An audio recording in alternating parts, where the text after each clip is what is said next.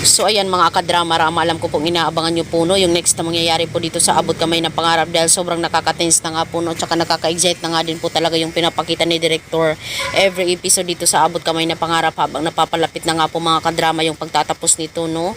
At alam ko na inaabangan nyo din po talaga itong mga kadrama, lahat po tayo inaabangan po ito. At alam naman po natin mga kadrama kung ano yung naging last scenario po dito sa Abot Kamay na Pangarap na kung saan nalaman nga po talaga ni RJ yung katotohanan about nga po talaga kung sino yung totoong ama ni Zoe, na kung saan matagal na palang alam ni Zoe na yung kanyang tatay ay si Carlos at hindi siya totoong anak ni RJ.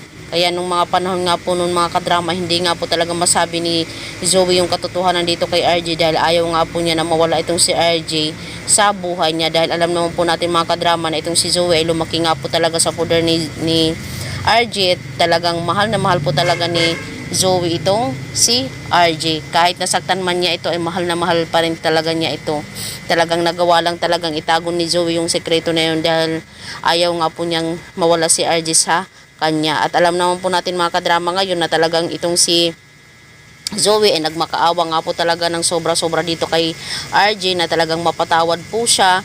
At ngayon ay talagang nagmatigas po muna ngayon yung puso talaga ni RJ na ayaw niya talagang patawarin na itong si Zoe.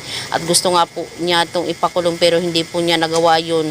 At nagkapasalamat din po talaga tayo mga kadrama dahil andyan pa rin po talaga si Lynette na talagang nag-encourage pa rin po talaga dito kay RJ na hindi mo na ba talaga pipigilan itong si Zoe, lalong-lalo na ngayon na hindi na siya magtatrabaho dyan sa Apex.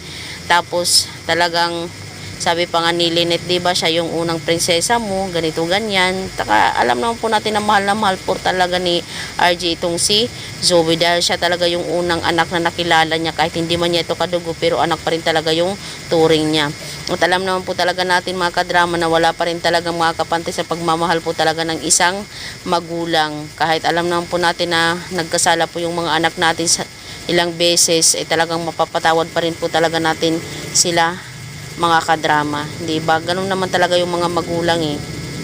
At dahil nga po talaga dito mga kadrama, itong si Zoe talagang nag-resign nga lang po dito sa Apex, na hindi siya talaga magtatrabaho na dito sa Apex. Tsaka alam naman po natin na yun yung kanyang way para hindi na sila magkita ng kanyang daddy, pero alam naman po natin mga kadrama na magiging ano pa rin yung si RJ, maawa pa rin talaga yung kay Zoe at papatawarin pa rin talaga niya yun dahil alam naman po natin na wala na yung mami niya. At yun ang pagkakalam nila RJ na wala na yung mami niya na talagang magtatanggol sa kanya. Tapos ngayon itong si Carlos andun pa sa hospital, syempre parang wala nang malalapitan na iba itong si Zoe, na sobrang nakakaawa naman kung ganun. So mga kadrama, abangan po natin talaga yung pagiging magkakapatawaran ni RJ at saka ni Zoe. Diba? Walang matigas na tinapay sa mainit na kape. Charot. So yun lang po mga kadrama, abangan na lang po natin yung next na mangyari dito sa Abot Kamay na Pangarap. Don't forget to please like, share, and subscribe my channel. So yun lang po. Bye! Abangan!